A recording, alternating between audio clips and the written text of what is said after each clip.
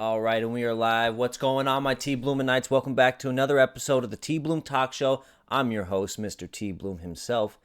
What an exciting week 6 of the NFL football season we had. A lot of games that went the way we thought it was going to go. A lot of games that went the complete opposite direction.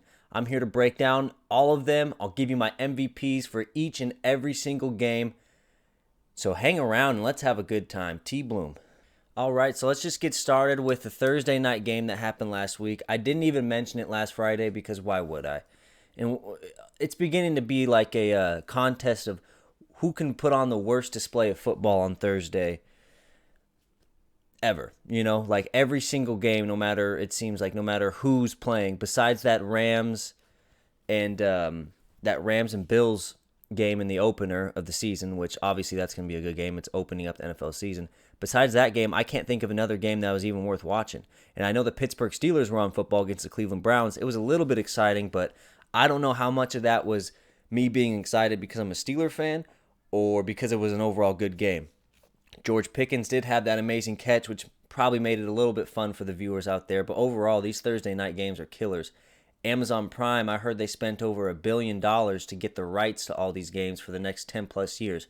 I may be wrong, my sources may be incorrect, but if that's the case, I mean, I guess Amazon, if there's a company that can just waste and piss away $1 billion, it's Amazon, but I don't know if they're liking their investment right now. I don't know. So I'm not even going to go into detail with that. The Washington Commanders won 12-7 against the Bears, and they both look like a shit show. Nothing like some jitter juice to start your morning. Anyway, we're going to move on to the San Francisco 49ers versus the Atlanta Falcons. Your boy picked the 49ers. It didn't happen. I mean, Atlanta ended up winning 28-14. Here's some stats. Jimmy G, 296 yards, 2 TDs, and 2 interceptions. Guy's got to stop throwing interceptions. I mean, he's the most... Sometimes he looks like he's really good, and sometimes he looks like he's absolute trash. I mean, inconsistency at its finest. Jeff Wilson had 7 carries for 25 yards. He also had 1 fumble lost. Brandon Ayuk, 8 receptions, 83 yards, plus 2 TDs. So a little bit of a breaking out party for that guy. George Kittle also 8 receptions for 83 yards. And Deebo Samuel with 7 receptions for 79 yards. So it didn't seem like the...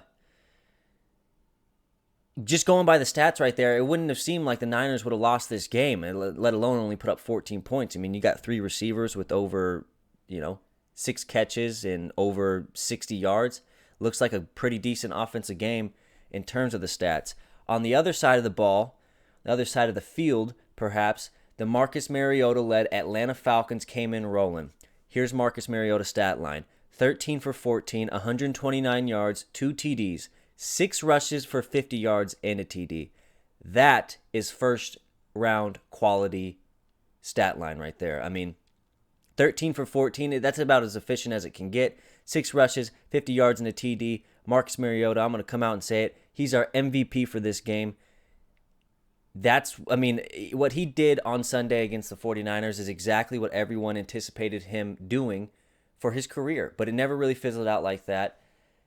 This Atlanta Falcons team just moved to 3-3, sneaky team. I wouldn't want to play them. They seem desperate to win. Not desperate to win. They seem hungry to win every single time they're out there on the field, no matter who they're going against. Watch out for the Atlanta Falcons. I'm not saying they're going to make the playoffs, but I can see them making a strong push in efforts to make the playoffs down the line. We'll see, though. Nonetheless, Niners need to get together. Shout out Atlanta. Marcus Mariota, good job. Kyle Pitts, by the way, 3 receptions, 19 yards, 1 TD. Welcome back, Mr. Pitts. We love having you. Next game, New England Patriots, Cleveland Browns. New England wins 38-15 on the road. Hate to say I told you so, but I told you so. Bill Belichick now moves to 9-2 overall in his career against the Cleveland Browns, his former team. And can't say I didn't see it coming. Here's some stats. Bailey Zappi. Pretty sure it's Zappi. Quarterback taking over for Mac Jones while he's hurt, Mr. Flop City. 24 for 34, 309 yards, 2 TDs, no interceptions. Can you say quarterback controversy? I mean, really, what would Mac Jones do better than Bailey in that case? Like, he might even do worse. He probably wouldn't put up that stat line. 300 yards? I can't remember the last time Mac Jones even put up a 300-yard game. Bailey Zappi is making it real interesting for the New England Patriots quarterback room. I mean, and Bill Belichick's no stranger to letting the hot hand roll, letting the guy who's actually winning games or, balling out, ball out. I mean, Mac Jones hasn't been super impressive this season by any means. Yeah, sure, he had a pretty good rookie year, all things considered, but if Bailey Zappi can come in and put up that kind of performance against the Cleveland team, by no means is it an easy win, especially with their ability to control and run the ball and manage that clock. Myles Garrett was all over him. I mean, that was not an easy environment to just go in and win. However, Bailey Zappi looking like a promising young prospect out there for all those teams who might need a quarterback. Next, running back Ramondre Stevenson, 76 yards and 2 TDs. Hunter Henry, 4 receptions, 61 yards and 1 TD. On the other side of the ball for Cleveland, Jacoby Brissett, 265 yards, 1 TD, and 2 interceptions. And one of those interceptions was really, really bad. Kind of feel bad for Jacoby Brissett going back against his former team in the New England Patriots. You'd think he has it all figured out. He's looking really good, and then that Chargers game last week, he throws that bad interception to really just hand over the Chargers the game pretty much. And then he comes in at home, wants to prove all the doubters wrong, that maybe Bill Belichick should have kept him. We know that he shouldn't have, but doesn't quite do it. Nick Chubb, 12 carries for 56 yards. Amari Cooper, 4 receptions, 44 yards, but with 12 targets. So that means that 8 times they threw it to Amari Cooper wasn't open. Nick Chubb, 12 carries for 56 yards. That's not bad by any means, but that's not what the Cleveland Browns do well. If you can hold Nick Chubb to 56 yards, odds are you're probably going to win that game. And I don't have Kareem Hunt's stats right in front of me, but they're no better than that. Overall, the Patriots did a really good job of clogging up those running lanes and pretty much making Amari Cooper have not a terrible performance, but he didn't have much to work with those 12 targets because 8 of them were incompletions. All right, and the MVP for that game, you got to give it to Bailey Zappi. Big Zap attack. Zap City. Get zapped. I mean, there's a million different fucking ways we can go with that nickname. The guy's marketable. Guy's got marketability, and that's what people struggle with nowadays. Can you market yourself? Can you sell jerseys? Can you sell tickets? Sure, anybody can produce a good stat line, but can you sell those tickets to keep the owner interested in you? Think about that. Turn my volume down a little bit, guys. That better? That's better. Now I can really fluctuate. Okay. Anyway, next game, New York Jets versus the Green Bay Packers. I picked the Packers. I thought Aaron Rodgers, when's the last time he's lost 2 games in a row? I can't remember. Jets would win it 27-10 for the Jets. Zach Wilson, 10 for 18, 110 yards. Really pedestrian stat line, all things considered, considering they had 27 points. Breece Hall, 20 carries, 116 yards, and 1 TD. He looks like to be the Offensive Rookie of the Year favorite so far. Corey Davis, 2 receptions, 52 yards. And honorable mention, Quinnen Williams, 2 sacks and 3 QB hits. Quinnen Williams for the Jets, making it happen, making it hard on Aaron Rodgers in that Packer offense. Really, really putting the pressure on him all game long and did not let up. On the other side of the ball, Aaron Rodgers, 26 for 41, 246 yards and 1 TD. So not the worst stat line, but not the best stat line that we've seen from Aaron Rodgers. And this defense of the Jets really put the pressure on him, really made it hard for Aaron Rodgers to get on that rhythm, get on that roll, as he does so well, as he's done so many times over the course of his career. He couldn't get on the roll. Couldn't. In terms of the running game, A.J. Dillon, 10 carries, 41 yards. Aaron Jones had a little bit of a sloppy performance. I did not get to watch this game, but I heard he may have had a few drops here and there that were costly. Maybe you guys can help me out with that. I'm not too sure, but I know A.J. Dillon got a better carry, got more carries, and he got more yards. Rob Tonyan had a little bit of a breakout game, 10 receptions, 90 yards. And for you fantasy guys, a lot of leagues do not have him picked up. Pick him up. He's worth a shot. I mean, anytime you got a receiver, in this case he's a tight end, but pretty much he's a receiver for Aaron Rodgers, it's not bad to have a Packer receiver on your team. Anyway, Jets would take it. The MVP of this game to me is the Jets defense. I mean, holding the Green Bay to 10 points at Lambeau. It's no easy task, but they did it nonetheless. Next game, Jacksonville Jaguars versus the Indianapolis Colts. I picked the Jaguars to win this one, mainly because the Indianapolis Colts were shaky 180, to say the least. They came in and told Matt Ryan, hey, we need you to throw for about 60 times and get the win. I know you're 38, doesn't matter. That's the way we're going to do it.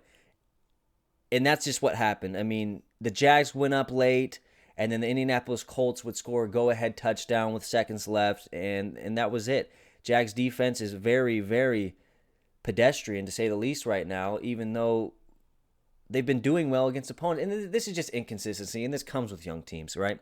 This comes with having a very young team. You have high highs, but you have low lows, and you have everything in between. So that's pretty much all it is for them. For the Jags, T-Law, Trevor Lawrence, 20 for 22, 165 yards and a TD. It seems like he's only throwing like 5-yard plays and letting them run. I didn't get to watch the game, but I mean, you threw 20 times and you're only getting 160 yards. I don't know the math on that, but doesn't seem like they're pushing it down the field. Travis Etienne, 10 carries, 86 yards. Pretty good there. I mean, I don't know why he only got 10 carries if he's getting 86 yards. I know a lot of those yards came on one run, but still, you mean, you feed the hot hand, man. Evan Ingram, 5 receptions, 50 yards on 6 targets.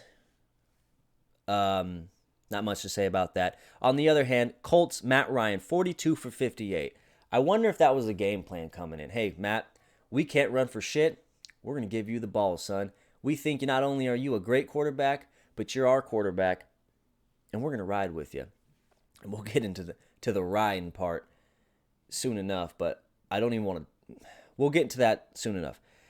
Matt Ryan, 42 for 58, 389 yards and 3 TDs, no interceptions. That's the Matty Ice we know, baby. I don't know how long he's going to be able to keep that up, considering he's like 38 and his legs are about to fall off. But we'll see. I know the Colts are ready to ride. How about Deion Jackson, though? 12 carries, 42 yards, and a TD, followed with 10 receptions, 79 yards. That's a stat line right there. Deion Jackson, running back. Compare that with Jonathan Taylor, who's got the injury bug right now. What do? Do you move Jonathan Taylor for someone big? Move Jonathan Taylor. I mean, Deion Jackson obviously shown he can do it all. He got 10 receptions in one game, followed with 42 yards on the ground and a TD. Now, I'm not serious, obviously, but yeah, shout out Deion Jackson. He's going to be our MVP for this game. Also, the Colts offensive line, who did not give up one sack. Did not give up one sack this game. And I believe they didn't give up one sack. I got to fact check that. I'm not going to spit bullshit to you guys. I'm pretty sure they didn't give up one sack. And this Colts team has been sacked quite a bit this season. Let's see. I should have this down. I know, guys. I know. Didn't give up one freaking sack last week, or this week, to the Jags. Shout out the Colts O-line. Allowed Matt Ryan to step in the pocket and throw 58 goddamn times to get the W. Moving on, next game, my favorite game of the week. Go ahead and you already know what's coming up. Tampa Bay Buccaneers versus the Pittsburgh Steelers. Pittsburgh would win this 20-18, and this time they didn't have to give the ball back to Brady and stop him, which is a big reason of why we won. I think if the Brady would have got that ball back, there's no question they're going to move it into field goal range, kick the game-winning field goal. I'd be sitting here looking at you crying because the Steelers were 1-5. Not the case, though. Mitch Trubisky stepped in after Kenny Pickett went off with a concussion. Mitch Trubisky stepped in, picked up didn't pick up right where he left off in the sense of doing good, but picked up right where he left off in the sense of leading the offense, being the captain, and playing quarterback for the rest of the game, no matter what the standards were or the circumstances were. He came in, had his best game of this season, no doubt in my mind. He went 9 for 12, 144 yards and a TD with just a half's worth of work. Made a bunch of clutch throws on 3rd and 12s, 3rd and 15s to keep the drives extended. Chase Claypool also, he had 7 receptions for 96 yards and a TD. It was a good overall team win in the sense of we've seen players step up who we haven't seen step up all season. We were pushing the ball down the field in the second half.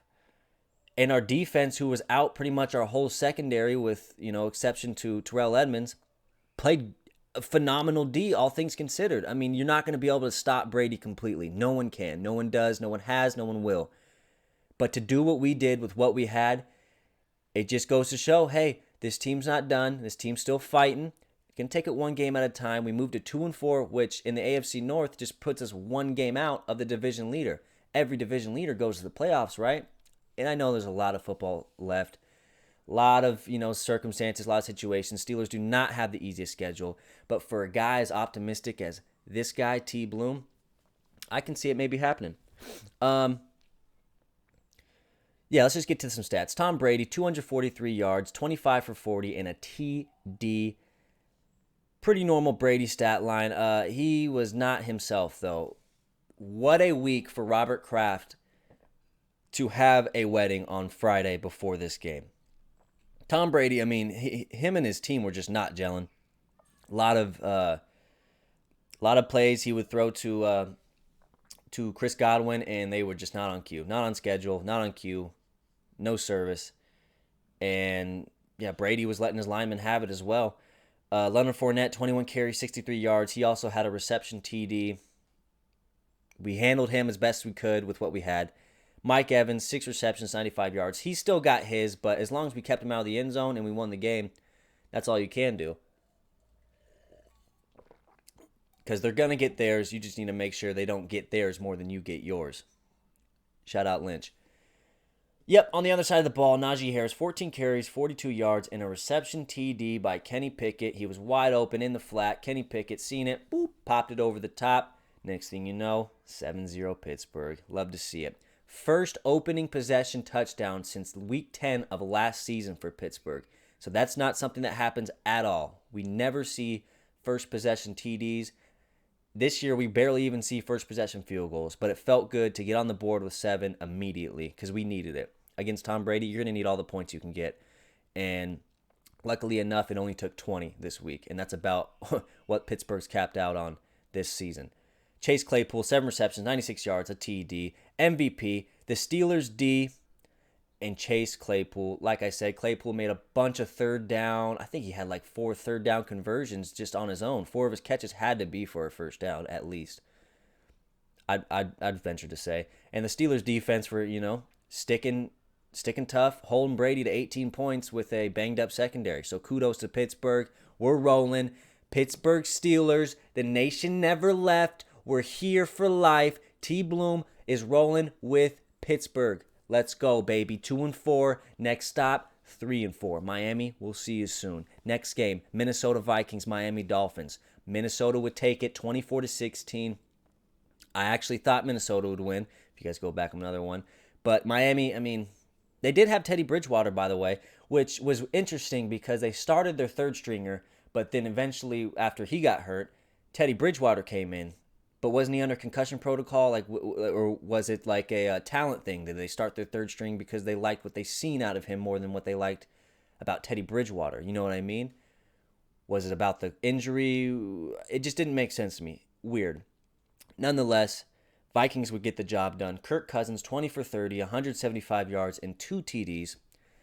Pretty normal Kirk Cousins stat line. Dalvin Cook, 13 attempts, 77 yards, and a TD. He's balling. Justin Jefferson, 6 receptions, 107 yards. Took a little bit for him to get going, but once he got that first catch, I mean, it was just, off to the moon from there. Adam Thielen even got in there with 4 receptions, 36 yards, and a TD. Just a pretty standard Vikings game. Making it happen. On the other hand, Teddy Bridgewater, 329 yards, 2 TDs, and 0 interceptions. Not a bad game for him at all. Raheem Mostert, 14 carries, 49 yards. And this is where it gets interesting. If you look at the stat line, you would never think that the Miami Dolphins were to just put up 16 points. It seems like so much more than that. Tyreek Hill, 12 receptions, 177 yards. Jalen Waddle, 6 receptions, 129 yards. Mike Gesicki, 6 receptions, 69 yards, and 2 TDs. but that only amounted to 16 points. So, I mean, this goes to show yardage stat, maybe it's not as important as the TD stat. Yards are just ways to get closer to a TD. TD stats are the ones that matter. But Tyreek Hill had a pretty good performance, and so did Jalen Waddle and Gesicki. So I guess you could hang your hat on that. Dolphins, we'll see you next week. Tua's going to be starting. We're ready for him, right? We just played freaking Tom Brady. We're ready for Tua. Yeah. Next game, Cincinnati Bengals versus New Orleans Saints. This looked like an exciting one. Bengals would get the win 30-26 on the Bengals side. Joe Burrow, 28 for 37, one rushing TD, 300 yards, and 3 TDs in the air. I'm just going to say it. Oh, and let's go back to the Vikings-Dolphins. The MVP for that game is Darius Smith, who had 2 sacks, and the Vikings pass rush, who had overall 6 sacks. Made it really hard for Miami to keep drives sustained. And then that's that. Back to the Bengals-Saints. Joe Mixon, 8 carries, 45 yards. Jamar Chase, 7 receptions, 132 yards, and 2 TDs. This was their homecoming, right? Coming back to New Orleans, or coming back to Louisiana in a stadium they played in the national championship in. And, you know, how could you hate them if you're a New Orleans Saints fan? Unless you're not an LSU fan. But I'm pretty sure there's a lot of overlap in that regard. If you're a, Saints fan, you're probably a LSU fan. But I'm sure there's exceptions. So I'm sure the fans had a, good time seeing their boys grow up and, beat their team. Obviously sarcastic, but still, the Louisiana boys still rolling, still doing their thing. Good to see them doing that. Not a Bengals fan, but at least it wasn't against a division opponent. Saints, on the other hand, the Red Rocket, Andy Dalton, 162 yards and 1 TD. Dude, just start Taysom Hill. Just start him. I'm just kidding. Don't start Taysom Hill. Alvin Kamara, 19 carries for 99 yards. He looks to be back and, getting after it. Traquan Smith, 3 receptions, 43 yards and a TD. MVP for this game, who do you think? Joe Burrow and Jamar Chase, the Louisiana boys, coming back, making it happen in the motherland. That's pretty much it for that game. Next one, Baltimore Ravens versus the New York Giants. Shout out the Giants. They would win 24-20. I didn't think it'd happen. They were down by 2 possessions with like 9 minutes left and another blown lead by the Baltimore Ravens. I mean, we've seen it against the Bills. Okay, pass. You get a pass. It's the Bills, You're up 20-3. They got an elite offense. Sure, we're cool with that. Fix it for the postseason. But to give it up to the New York Giants, and I know they're playing good football, don't get me wrong here, but you can't give up a 2-possession lead to Daniel Jones and the New York Giants offense, who's built to run the ball and pound it. Not built to come back on you, if that makes sense. But nonetheless, they found a way to lose it. For the Baltimore Ravens, Lamar Jackson, 17 for 32, 7 carries for 77 yards, 210 yards through the air, 1 TD, and 1 interception. Not the worst stat line, but 17 for 32, clean it up a little bit. For the running backs, Kenyon Drake, 10 carries, 119 yards, and a TD. Mark Andrews, 7 receptions, 106 yards, also with the TD. For the New York Giants, Daniel Jones, 173 yards, 2 TDs. Saquon Barkley, 22 carries, 83 yards. He got a TD, including a very, very unselfish play at the end of the game where he pretty much iced it and forced Baltimore to use all of their timeouts with under 2 minutes left. He could have waltzed right into the end zone. I know you fantasy owners who have him are sick to your stomach, especially if you lost this week by less than 4 points. Sick to your stomach to see Saquon hold up and not walk into the end zone. But he could have very easily had 2 TDs. He is our game MVP. Saquon could arguably be top 5 league MVP right now. I mean, the things that he's doing, he's definitely got to be comeback player of the year, right? I mean, you have to think. The guy's balling out. He looks just as good, if not better, than what he was before the injuries. Remarkable. You don't see that every day. Freak athlete. Daniel Bellinger, tight end, 5 receptions, 38 yards, and a TD for the New York Giants, including one that would spark the comeback and put them just 1 possession below the Ravens, and they'd make it happen. So shout out the New York Giants. They rolled a 5-1, and that AFC East division is getting really crowded. Getting really crowded with really good records. And maybe the best division in the league. based on record. I mean, obviously, AFC West has something to say about that, but just based on record, they're getting it done. Next game, Arizona Cardinals versus the Seattle Seahawks. Man, Arizona, what the fuck's going on, dude? I don't know. Like, you have, and I get you're without DeAndre Hopkins. That's fine, but like, you should be able to put up more than 9 points against the Seattle Seahawks. Kyler Murray, 23 for 37, 222 yards, and 1 interception. He also was their leading rusher, 10 carries for 100 yards. Just not going to get it done, though. You need to have some ball. You need to have some touchdowns. All these yards don't mean nothing if you can't put it in the end zone. I mean, 3 field goals ain't going to do you. For the Cardinals receiving core, Zach Ertz, 7 receptions, 70 yards. Marquise Brown, 5 receptions for 68 yards. However, Marquise Brown is now out for the season. Hate to see it. Guy was balling out, really finding his place on this Cardinals team. Finding something that he didn't have with Baltimore. He didn't have the kind of consistent, passing ability that Kyler Murray has. He didn't have the targets that he's getting. He didn't have the targets that he's getting in Arizona right now. Seahawks would have 6 sacks on Kyler Murray, though. And for that, they are the MVP of this game. On the other side of the ball, Geno Smith, 20 for 31, 197 yards. Also had 6 carries for 48 yards. He's doing everything he needs to do to win a game, and you can't blame him. I mean, he's not trying to go out there and be Superman, be Super Russ. He's trying to go out there, make sure the lead's safe, not make any, too questionable of plays, but just really run the offense and make sure that they keep the lead. Kenneth Walker, 21 carries for 97 yards and a TD. Noah Fant, 6 receptions for 45 yards. And Zaven Collins, 9 tackles and 2 sacks for the Seattle Seahawks. Him and the Seahawks D is our MVP for this game. Seahawks, I believe, moved to 3-3 now. Who'd have thunk? Who'd have thought? Not me. Because at the end of the day, it's still fuck the Seahawks. All right. Moving on to the last bit of our games. We got the Carolina Panthers versus the Los Angeles Rams. The Los Angeles Rams would win 24-10. Thank God they got back on track, because I didn't want to have another rant about how the Rams are underperforming and they're fed and they don't care. And they still may not care because the Panthers team is not good at all. I mean, P.J. Walker, 10 for 16, 60 yards. Very pedestrian there. Christian McCaffrey was their leading rusher and their leading receiver, and he is their team. 13 carries for 69 yards, followed with 7 receptions and 89 yards. Dante Jackson for the Panthers had a pick 6. Shout out him, putting on for the team, putting on for the defense, saying, hey, we can score too. You guys like that light I'm putting on? It's pretty badass, I know.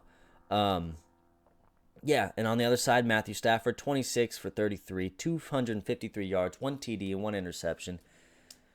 Nothing crazy there, but obviously they did enough to win the game. Darrell Henderson, 12 carries, 43 yards, and a TD. Cooper Kupp, 7 receptions, 80 yards, and Allen Robinson, 5 receptions, 63 yards, and I think his first TD of the season, if I'm not wrong. Maybe I am, but maybe they're starting to gel over there in L.A. I don't know. Cooper Kupp, Allen Robinson, maybe they're starting to gel.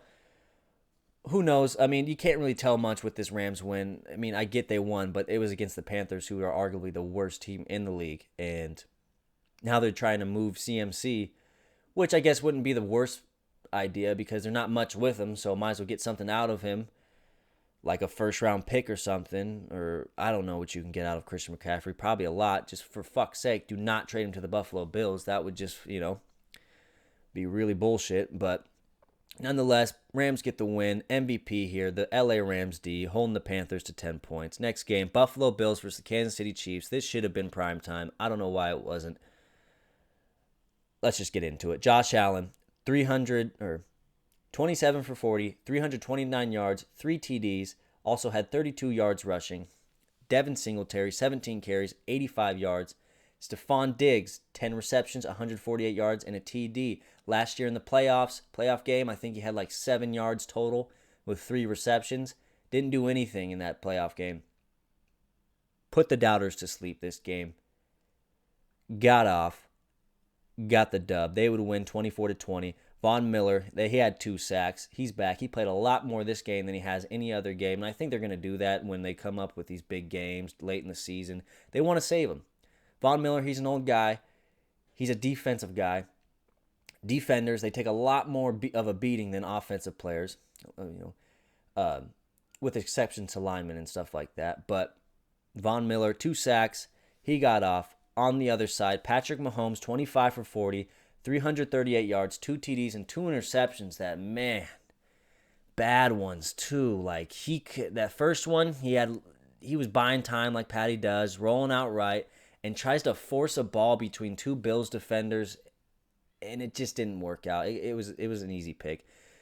It looked like his rookie year or something, like he didn't know better to throw that. And then the last one was on the game-winning drive, or potential game-winning drive, or he just, creating a play again, sidearms it over the middle. Bills defender read it, picked it, ended the game, sealed it. And, I thought the Buffalo Bills looked like the hungrier team in this circumstance, especially what happened last year in their loss in overtime.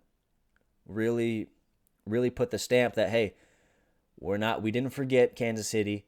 We know we'll probably see you down the road again, but let's set the tone here by going to your house on your terms and beating you guys.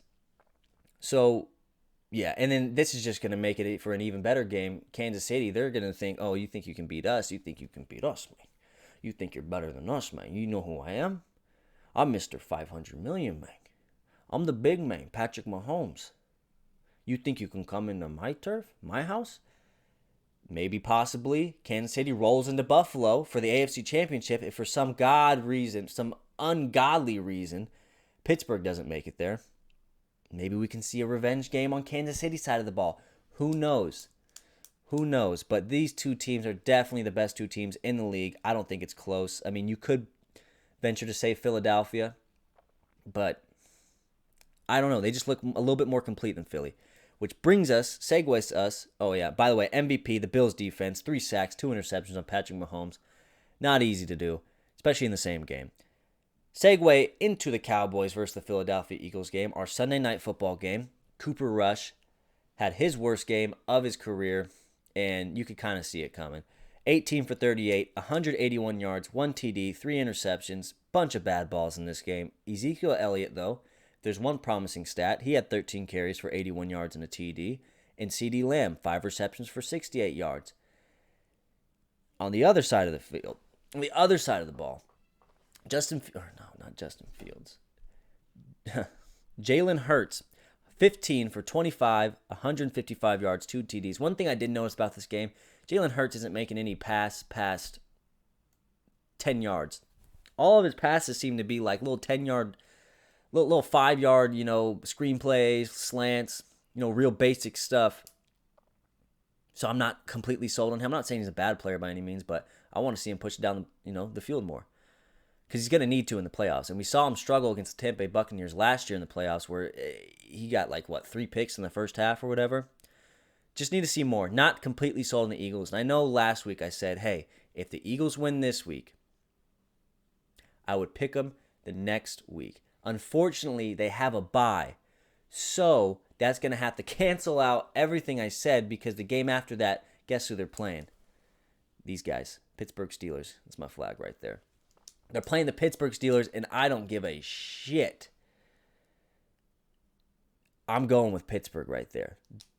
Let this just be a lesson. Don't ever say something you don't know anything about because it'll come back to bite you like me. I'm sorry I had to lie to you guys, but I'm not picking Philly to beat us. Well, actually, you know what? We'll see. We'll see how we look against Miami. But right now, I think we're rolling. And especially if we come in and beat Miami, then I think we're going to roll right into a, 4-4 record potentially. So hang tight on that one. Back to the Eagles. Miles Sanders, 18 carries, 71 yards and a TD. A.J. Brown, 5 receptions, 67 yards and a TD. Devontae Smith, 5 receptions, 44 yards in a TD. C.J. Gardner-Johnson, 2 interceptions. Darius Slay, 1 interception. And this leads your MVP to be the Philadelphia Eagles, C.J. Gardner-Johnson with 2 picks. I believe that's the first 2-pick performance in the leagues this far. Maybe. And then, obviously, we had the Monday night game. last night with the Chargers versus the Broncos. I didn't get to watch much of it. I watched it here and there. Let's ride. Is that even a thing anymore? Like, should Russ even be saying that? But ride where? Like, where exactly are we going? Because it was my understanding, this is me speaking through a Broncos fan lens. It was my understanding that we were riding to a Super Bowl. I don't know where the fuck you're taking us, Russ, but let me just jump off this bandwagon right now, because whatever you're riding to, I don't fucking know, but I ain't going. I ain't going. So let me fucking hop off right now, because this isn't what the fuck I signed up for. That's what Broncos fans are saying, and that's what they should say, because Russ looks like shit. Looks like he just got paid 200 plus, or 150 million, and really doesn't have to be good anymore because he's pretty much set for life. Not to mention his fucking wife is a superstar. I don't know, man. Lots going wrong in the Broncos organization right now, but that's gonna do it. That's gonna wrap up the Week 6 debrief, the Week 6 stat lines. I gave you my TBloom MVPs. I will be back on Friday for my official Week 7 predictions. Remember, you can follow me on Twitter at TBloom Talk Show. I'll put a little thing right there. At TBloom Talk Show.